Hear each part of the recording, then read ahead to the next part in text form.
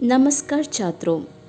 श्री मैथिली शरण गुप्त जी की मातृभूमि नामक कविता की अंतिम पंक्तियों की व्याख्या आपके सम्मुख प्रस्तुत करने जा रही हूँ। इस कविता में कवि ने मातृभूमि के महत्व का गुणगान किया है। पहले आप इस कविता सुनिए और आस्वादन कीजिए।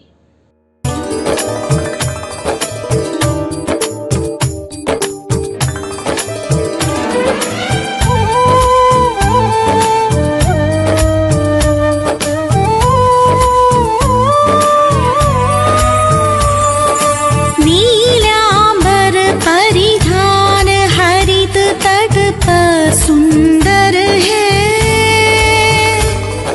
सूर्य चंद्र युग मुकुट मेखला रत्नाकर है। नदियां प्रेम प्रवाह भूल तारे मंडन है। वृंदी जन खग वृंद शेष फण सिंहासन है। करते अभिषेक अयोध है। बलिहारी इस वेश की है मातृभूमि। तू सत्य ही सगुण मूर्ति सर्वेश की। जिसके रज में लोट लोट कर बड़े हुए हैं। घुटनों के बल सरक सरक कर खड़े हुए हैं। परमहंस सम बाल्यकाल में सब सुख पाए। जिसके धूल भरे हीरे कहलाए। हम खेले कूदे हर्षयुत जिसकी प्यारी गोद में है मातृभूमि। तुझको निरमग्न क्यों न हो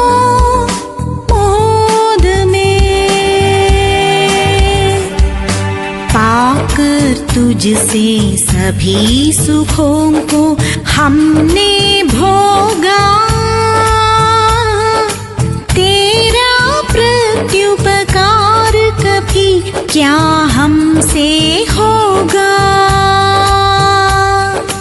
तेरी ही ये देह तुझी से बनी हुई है।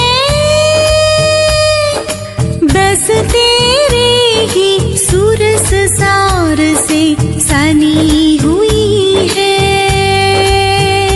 धीर अंध समय तू ही से अचल देख अपनाएगी है मातृभूमि। ये अंत में तुझ में ही मिल जाएगी।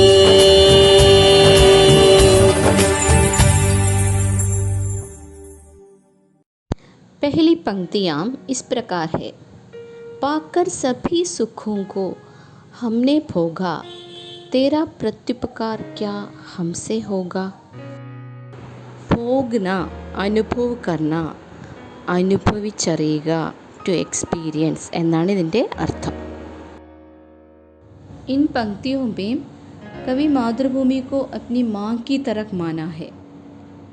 जिस प्रकार एक माँ अपनी संतानों को बहुत प्यार से पालन पोषण करती हैं, उसी प्रकार मातृभूमि भी अपनी अन्न जल सारी प्रकृति संपत्तियों को देकर हमें सुख प्रदान किए हैं, हमारा पालन पोषण किया है। इसलिए कवि कहते हैं तुझसे सारे सुखों को हमने अनुभव किया है। तेरा प्रत्युपकार क्या कभी हमसे होगा।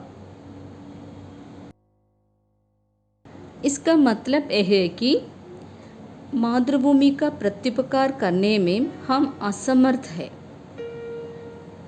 जैसे कि मातृभूमि को माँ के समान कवि माना है। माँ ने हमें बहुत ही स्नेह से, बहुत ही प्यार से पालन पोषण किया है, बहुत ही सेवाएं की है। उसके बदले में एक संतान उतनी ऊंचे से सेवाएं नहीं कर सकते, वो कम ही पड़ जाएगा, समान रूप से सेवाएं नहीं कर सकते। उसी तरह है मातृभूमि की सेवाएं।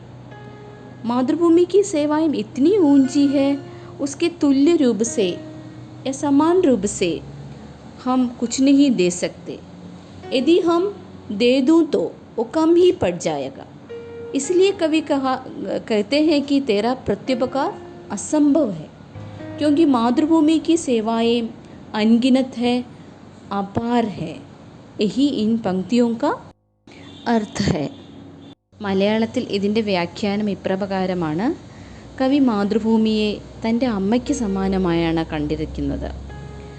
ഒരു അമ്മ തൻ്റെ കുഞ്ഞുങ്ങളെ എത്രത്തോളം സ്നേഹിച്ച് വളർത്തുന്നു, എത്രത്തോളം സേവനങ്ങൾ ചെയ്യുന്നു, ശുശ്രൂഷകൾ ചെയ്യുന്നു, അതുപോലെയാണ് മാതൃഭൂമി നമ്മളെ തൻ്റെ പ്രകൃതി സമ്പത്തും അന്നവും ജലവും കുട്ടിക്കാലത്തെ മധുരമായ ഓർമ്മകളുമൊക്കെ തന്ന് നമ്മളെ സ്വന്തം കാലിൽ നിൽക്കാൻ പ്രാപ്തരാക്കിയത്.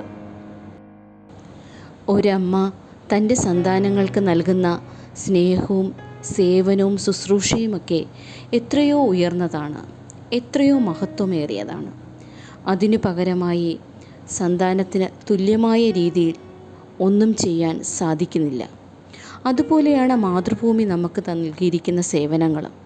മാതൃഭൂമിയുടെ പ്രകൃതി സമ്പത്തും അന്നവും ജലവും ഒക്കെ നൽകിയാണ് നമ്മളെ ഈ മണ്ണിൽ നിൽക്കാൻ പ്രാപ്തരാക്കിയത്, നമ്മളെ വലുതാക്കിയത്. മാതൃഭൂമിയുടെ സേവനങ്ങൾ അത്രയും ഉയർന്നതായതുകൊണ്ട് അതിന് പകരമായി നമുക്ക് ആ തുല്യ അളവിൽ ഒന്നും നൽകാൻ സാധിക്കില്ല എന്നാണ് കവി പറയുന്നത്. മാതൃഭൂമിയുടെ സേവനങ്ങൾ എണ്ണമറ്റതാണ്. മാതൃഭൂമിയുടെ സേവനങ്ങൾ അതിരില്ലാത്തതാണ്. ഇതിൽ നിന്ന് കവിയുടെ അഗാധമായ ദേശസ്നേഹവും അഗാധമായ കടപ്പാടുമാണ് ഈ വരികളിൽ നിന്ന് വ്യക്തമാകുന്നത്. अगली पंक्ति इस प्रकार है. तेरा ही यह देख तुझी से बनी हुई है, बस तेरे ही सूरज सार से सनी हुई है.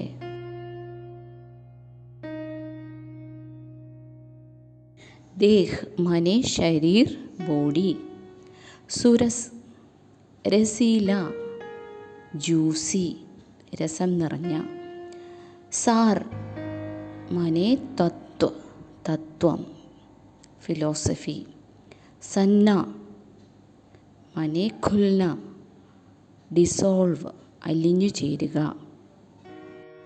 कवि मातृभूमि से कहते हैं, हे मातृभूमि, यह शरीर तेरा है और तुझसे ही बनी हुई है. अर्थात भारतीय दर्शन के अनुसार आकाश, वायु, अग्नि, जल तथा पृथ्वी को पंच महाभूत माने जाते हैं. इन्हीं को सब पदार्थों का मूल या सबकी सृष्टि पंच महाभूतों से बना हुआ है, ऐसा माना जाता है. इसलिए कवि कहते हैं कि हम इस मिट्टी से बनी हुई है. भारत के रसीले मूल तत्वों में मैं खुली हुई हूँ. अर्थात बहुत सारे भारतीय दर्शन या सिद्धांत में खुली हुई हूँ या प्रभावित हो गई हूँ, ऐसा ही इन पंक्तियों का अर्थ है. ഭാരതത്തിലെ തത്വശാസ്ത്രം അനുസരിച്ച് ആകാശം, വായു, അഗ്നി, ജലം എന്നിവ പഞ്ചമഹാഭൂതങ്ങൾ എന്ന് അറിയപ്പെടുന്നു. എല്ലാ പദാർത്ഥങ്ങളുടെയും സൃഷ്ടി ഇതിൽ നിന്നാണ് എന്ന് പറയപ്പെടുന്നത്. ആയതിനാൽ കവി പറയുന്നു, അല്ലയോ മാതൃഭൂമി, ഈ ശരീരം നിൻ്റെതാണ്, നിന്നിൽ നിന്ന് ഉണ്ടായതാണ്. നിറയെ ലായനിയുള്ള ഈ തത്വങ്ങളിൽ ഞാൻ അലിഞ്ഞു ചേർന്നു. ഭാരതീയ തത്വശാസ്ത്രത്തിലും സിദ്ധാന്തങ്ങളിലും കവി അലിഞ്ഞു ചേർന്നിരിക്കുന്നു എന്നാണ് ഈ വരികളുടെ അർത്ഥം. फिर अंत समय तू ही इसे अचल देख अपनाएगी। हे मातृभूमि, यह अंत में तुझ में ही मिल जाएगी। അചൽ ശബ്ദ का अर्थ है निश्चल, അതായത് ചലനമറ്റ. हे मातृभूमि, अंत समय माने मृत्यु के समय मेरे मृत शरीर को अपनाने वाली या स्वीकार करने वाली सिर्फ तू ही है. हे मातृभूमि, अंत में हम तुझ में ही मिल जाएंगे. इस पृथ्वी में जन्म से मृत्यु तक हमारे साथ निभाने वाली सिर्फ मातृभूमि ही है. इस मिट्टी से जन्म लेकर इस मिट्टी में ही हम मिल जाएंगे. അല്ലയോ മാതൃഭൂമി, എൻ്റെ അവസാന കാലത്ത്, അതായത് മരണസമയത്ത് ഈ ശരീരത്തെ സ്വീകരിക്കുന്നതും നീയായിരിക്കും. ഞാൻ നിന്നിലേക്ക് തന്നെ എത്തിച്ചേരും. ഈ ജന്മഭൂമിയുടെ മണ്ണിൽ ജനിച്ച് അവസാനം ഈ മണ്ണിൽ തന്നെ ഞാൻ എത്തിച്ചേരും. ഈ മാതൃഭൂമിയോടുള്ള കവിയുടെ അഗാധമായ സ്നേഹവും ആദരവുമാണ് ഈ കവിതയിൽ പ്രകടമായിരിക്കുന്നത്.